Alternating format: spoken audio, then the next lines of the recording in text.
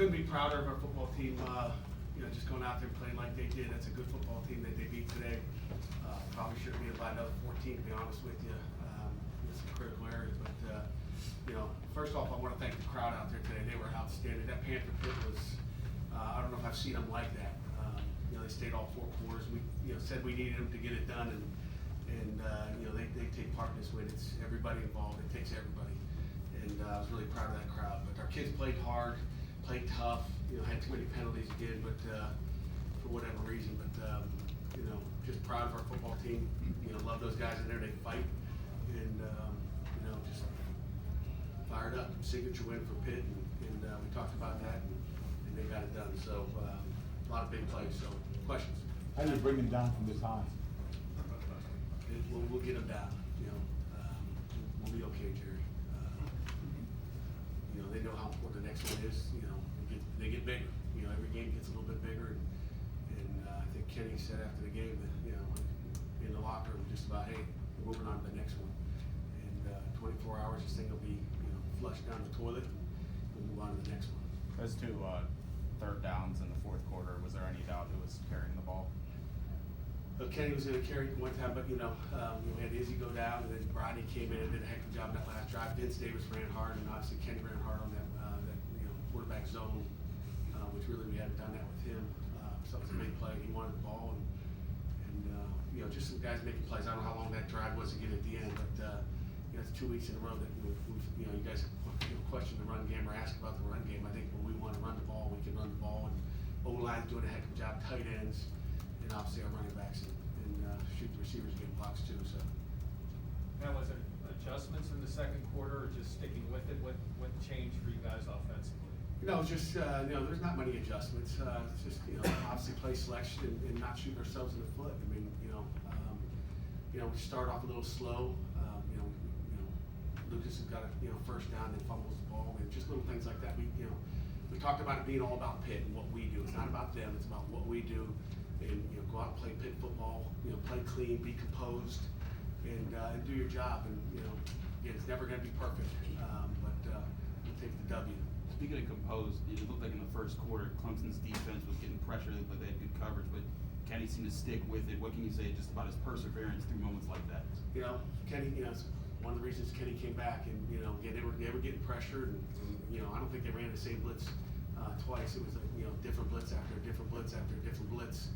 From 3 down and 4 down, and Kenny hung in there, and again, first of all, made good decisions with the ball. Didn't throw it to them, which is critical, and that's what he had done down there last year.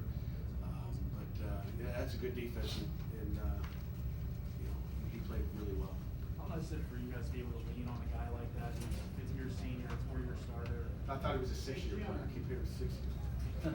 In a game, 5, like 4.5, 4 games, 4 years, 4 games, not 6 years. in a game like this, on a stage like this, against a team of Clemson that won its last 6 ACC titles. I'm sorry, say to be able to lean on a guy like that. I mean, that's what you work for, and it's a tribute to Kenny coming back, and he's an unbelievable football player. And again, we lean on Kenny. We're gonna put the ball in his hands, and we ride with Kenny. Pat, you had big wins that were big because of who you were playing. This might be the biggest game where it was a big game because of your season and what it can mean for you guys going forward. How do you feel like your team rose to the emotional challenge of that kind of pressure, where this was a big game for you because everything you want to accomplish is still out there because of this win? It's a big game for our kids. I didn't make one tackle. I didn't make a catch. I didn't make a block. It's about our kids. They make the plays. I didn't do anything out there. Just bring all the dogs, all the dogs out in the fight. So again, it's all about the players. Players make plays. Coaches coach and players play, and our kids are out there just playing their tails off and having fun. What do you think of the hit on Izzy? I don't know.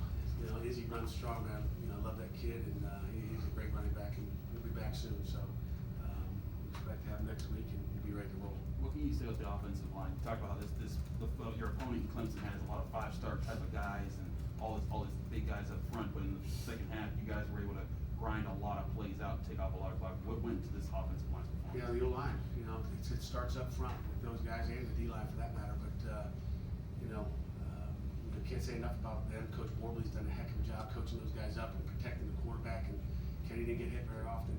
If he did, it's because he wanted to, because he likes to get hit too. But the O-line's done a nice job. Can you talk about the secondary, just how well they played this afternoon?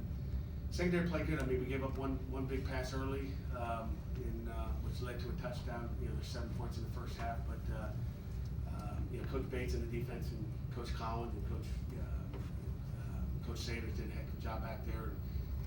You know, they took, you know, there's times where we were trying to, you know, take some guys out of the fit. We gave up some run game just because we were taking guys out of the fit to take care of the RPOs. You know, secondary did a great job. I mean, you know, I'm proud of those guys. You know, Kamar Mathis had a nice pick. We probably should have another couple, but we're saving them, I guess. Brandon Hill seemed to be right the ball a lot today. Brandon Hill's always around the ball. He's a beast. You know, boundary safety. He's around the ball a lot. He made some big hits. He made a big hit on Desmond too, I think. But you know, Brandon Hill's a football player. Yeah, it takes 11. You know, everybody doing their job, and you know, 11 has one. Had to go for it on 4th and 5 before the half. Was that one where Whip comes up to you and says, "I got to play"? Did you think about a field goal there? And obviously it hits. You know, we go back and forth on the headphones. Sometimes he listens, sometimes he doesn't. I love Coach Whip, and you know, we had no doubt we were going to go for it. And you know, he felt good with his play calling. You got to ride with the OC, and you know, if he feels good, we go. He's like, "Yeah, let's punt it." We punt it. You know, at the end of the game in the fourth quarter, I was like, "Hey, we're going for it on 4th down." He's like, "What? It's 2 possessions." But we would have drained that clock down, and luckily we didn't have to go for it on 4th down. Pat, was there a moment in the game where you felt like the momentum really shifted in your direction, or was there any point? I would say when Servassier intercepted that shovel pass for a touchdown, I would say, you know, there was a little momentum there. That was a big time play, and put their quarterback on the bench, and that was a turning point, I think. Pat, back when you guys lost to Western Michigan, you had Kenny call a team meeting, and the players rallied around each other, and they've talked about, we heard from John Patricia and other guys about what's different about this team and how they're not gonna, think things are different since that loss, and now you have a win like this. What have you seen from your guys of what they've carried into this game? You know, you learn, you know, Chris, from your mistakes. I mean, that's what life is. You have to learn from your mistakes, and you know, we stumbled, but we got back up, and it's not, you know, it's not what happens early, it's what happens late. And our guys responded after that game, and like you said, that team meeting that Kenny called, just, you know, getting everybody together. Again, it comes down to the senior leadership, it comes down to Kenny Pickett leadership, and you know, you're only as good as your team. If you're a player-led team, you got a chance at Kenny, and I hope all our young guys learn from, you know, Kenny Pickett. Pat, you mentioned Servassier. How far has he come over this really half and plus in the season so far, from training camp when he transitions middle linebacker to now reading play like that? I mean, you know, he was on a blitz at that point. I mean, he blitzed up through the A-gap, and so it wasn't even a read, it was a blitz. Great call by Coach Bates, and you know, he popped right in there. I don't think the quarterback saw him, and that'll go down in history as just one of those plays against Clemson, and you know, that was you know, fun to see. And I'll never forget last year, just at Clemson, where you know, we fumble the ball, goes down to the 2-yard line, and they're trying to score. And so I'm happy for our kids, and we need that win. Oh, one more, and we'll get to Kenny, please. Pat, what's it mean to be playing meaningful games with this team in front of 60,000 people here coming up on the end of October? It means a ton. I mean, like I said, the fans, the Panther Pit, the cheerleaders, the dance squad, you know, rocking the Royal today. I mean, we did it all.